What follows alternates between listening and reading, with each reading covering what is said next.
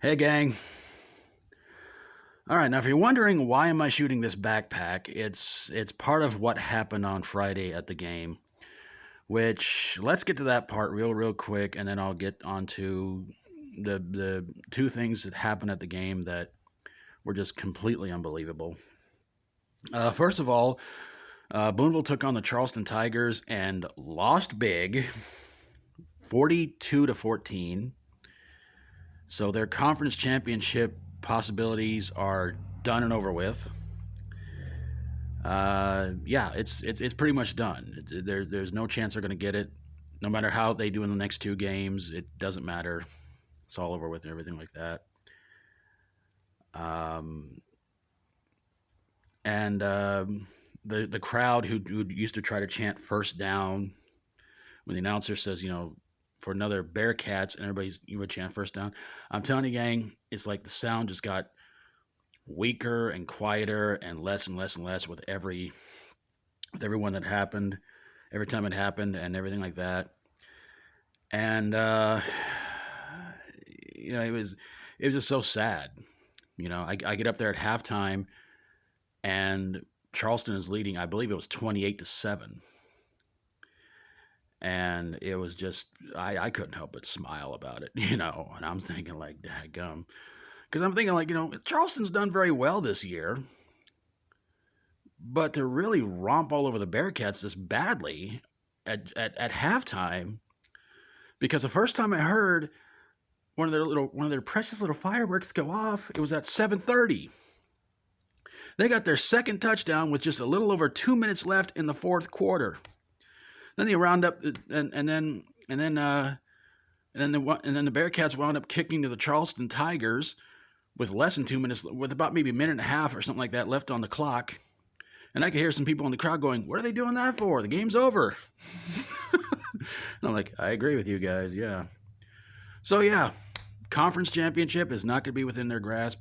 And I'll tell you guys the truth, I don't think they're gonna win a state championship this year. But it's not just for that reason. It's because of a couple of things that happened. But let's get to the reason of the backpack real quick. I'm waiting for everybody to leave out and get a clear path to get on out of there. And a cop stops me. And he tells me that apparently my walking back and forth between the home stands and the visitor stands is making people complain about me doing it. Which I wanted to defend myself. I wanted to tell the cop, like, look, man, there's kids running around all the time. I've seen kids skip. I've seen adults do things. I've seen everybody walk to the other side multiple times too. Everybody just walks around back and forth. But I thought to myself, you know what? I'm probably just being targeted because, to be honest with you,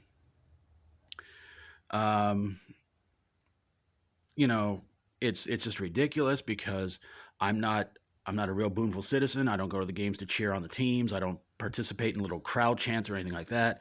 I just stand there, watch the games, and just thinking to myself, there's nothing else to do around here on a Friday night. Heck, there's hardly anything to do around here every night of the week. I mean, some people can sit there and say, we can go to church. Yeah. I hang out with enough hypocrites outside of God's house. I don't need to hang out with them inside his house either, okay? Thanks anyway for your suggestion.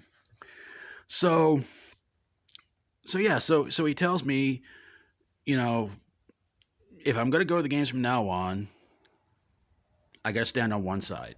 No walking around, no none of that. And then he tells me that I can't bring my backpack up there anymore because these are different times, which I was confused by that. I was like, what does he mean by that? And what really ticked me off is that I've seen a lot of people walk up there with backpacks, leaving the area with backpacks. In fact, this past Friday, I saw a cop walking out with a backpack. But yet again, I'm the one who gets targeted. I'm the one who has to be called out. I'm the outcast. So I'm like, screw it, I don't care. He says, well, from now on, when you come up here, leave your backpack somewhere and don't walk from side to side. Well, joke's on him. The next two games are away games, and I'm not going to them, so there you go. And if they don't win conference, which more than likely they're not going to, which, again, they're probably going to have a lot of away games. Might have one shot at a home game this year, but who knows? That'll be after, November? after next Friday, the 5th, I believe it is. 4th or 5th, something like that. Anyway, so yeah, by November 11th or by next Friday, we should know where they're going with the conference, with the playoffs and everything like that. So I'm just like, yeah, you kind of just tell me all this stuff, and it's like, dude, there's no home games in the next 2 weeks, so good going there. But the biggest reason why they blame the loss is because apparently some of their starters, including somebody supposed to have a scholarship, well, I'm not going to mention his name on here, but apparently a bunch of football players on Thursday night at the field house bashed a possum to death with a baseball bat and ran over it repeatedly and recorded the whole thing and put the video on Snapchat. Well, okay. Well, hold on. Well, there's been differing stories on this. Some people say it was a possum, some say it was a raccoon. They can't seem to get the furry creature story part straight. But yeah, they do that. They put it on Snapchat, and obviously the video's taken down maybe pretty shortly afterwards. And apparently the school's telling all the kids up there, keep it quiet, keep it hush-hush, and everything like that. They obviously do not know what kind of age we live in right now. We live in the digital age where everybody shares everything with everybody on social media and everything else like that. So obviously nobody was going to keep this quiet. Everybody was going to find out about it. And I'll tell you this much. I think that before the end of this week,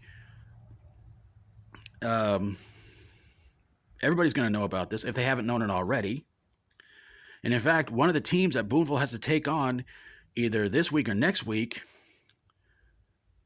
their coach, this is confusing, their coach lives here in Booneville, and he's a preacher, and his wife is the coach of the cheerleading squad, and you probably know she probably told him what happened. So yeah, so it's not looking good for Booneville.